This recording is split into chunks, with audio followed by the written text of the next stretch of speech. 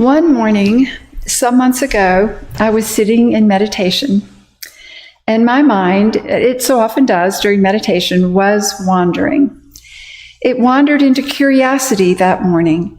I found myself wondering, do others experience the same thing I do during meditation? What is meditation really like for other meditators? I'd really like to know. Maybe I could talk to other meditators about this. So I spoke to Reverend Wangang, and with her blessing, had the most delightful conversations with 10 temple members, including 2 of our Kyumanims.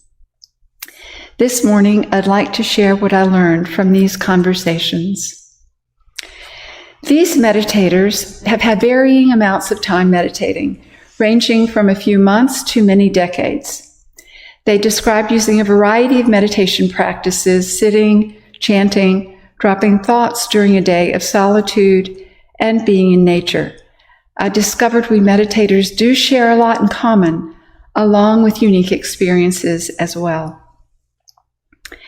In developing this talk, I wanted to present the experience of meditation realistically, not just what is pleasant, but also what is unpleasant. And this is why one of my first questions was, what is difficult, challenging, or even unpleasant when meditating? Those I interviewed described feeling bored, avoidant, sleepy, and self-critical. One person said that toward the end of meditation, he begins to look forward to it ending. I'm getting bored and antsy at the end. I'll try different meditation techniques till I get sick of it. One person said, that was honest, one person said she watches herself avoid meditation, and then when she does meditate, she watches herself avoid dropping her thoughts. One said she becomes drowsy and sleepy. This meditator said that even after decades of meditating, distressing issues can make her mind churn, and that is not pleasant. One said that watching her thoughts will bring the thought, oh God, am I really that petty? She said that when she tries to identify the object of her suffering, she painfully realizes it is herself. Many said that as they watch their minds jump around and ruminate, they feel they are not doing it right. One said that trying to still his mind is like core mind gym. All of these experiences during meditation are not easy to witness within oneself. They can be challenging, even disturbing. Wanting a balanced understanding of the experience of meditation, I also asked, what feels good or pleasant for you during meditation? One meditator described his experience as seeing how things are passing in my mind, being aware of awareness, that which doesn't move, the ground or container for all of our experiences. He further explained that this allows him to not have to fight with himself. He said, allowing the changing aspect of the ground helps me relax and remain unperturbed. Many said their favorite experience during meditation is the stillness.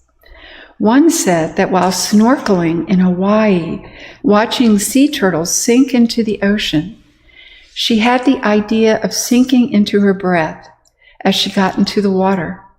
She described it as a surrendering and embracing, that the more still I can be, the quieter I am. The quieter I am, the more I can sink and expand. Lately, I've had the image of sinking and expanding into all that is, into the loving heartbeat of all that is.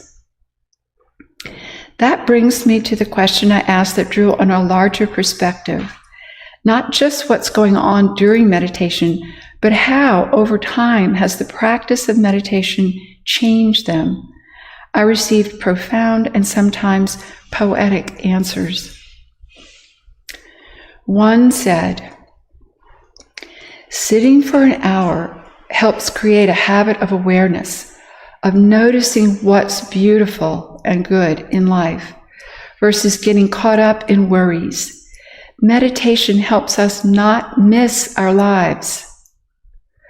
Another said meditation has helped him realize that whatever arises is really okay. He gave the example from his life of undergoing surgery. He said due to meditation he could stay focused in just the experience, not what spin I could create. This really helped. Meditation has helped me turn really scary situations into equanimous, calm, interesting experiences. It's profound, he said. I feel prepared for whatever comes. Many said they are far less critical of themselves. One said, I have significantly less banshee-oriented, self-denigrating chatter going on in my head. I have noticed that I am more centered in a quiet place, which helps me be more observant of what is going on around me. That helps me have a better idea of how to respond. Another said meditation has helped him more realize his true nature. Rather than being a fixed person, he said, I am a temporary aggregate of experiences. This has given me more equanimity. We are organisms with consciousness, but no user manual. He said, I am burdened by lots of baggage, some of which I'm aware of and some not. Meditation helps me see these ill-suited mental formations, mental habits, unexamined and unknown beliefs we carry around. Meditation helps us unravel the crap we've accrued. At this point in my talk, I'd like to share some of my own experience meditating. I, like most of those I interviewed, started out being harsh and critical of myself. Why couldn't I keep my mind focused on my breath? What was wrong with me? Slowly, as meditation has held up a mirror to my own relationship with myself, the harshness and criticism has eased. More recently, I've realized that focusing on my breath, rather than being an effortful task or goal to attain, is a place of rest.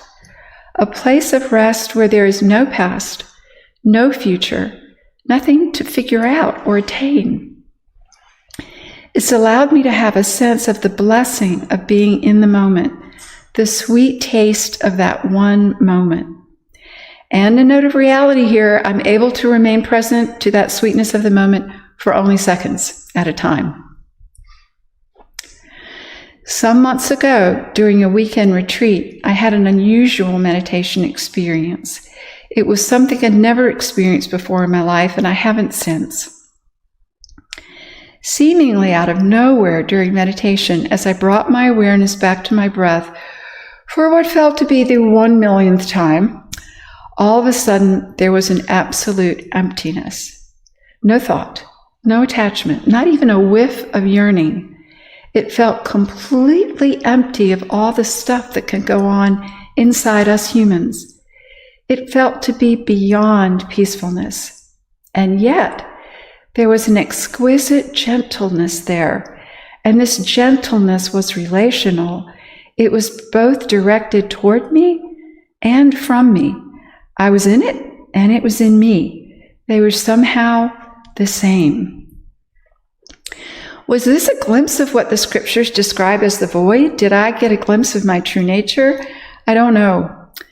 While not everyone has these kinds of transcendent experiences, and it is extremely rare for those who do, meditation has the additional capacity to give us flashes of something very deep in our beings.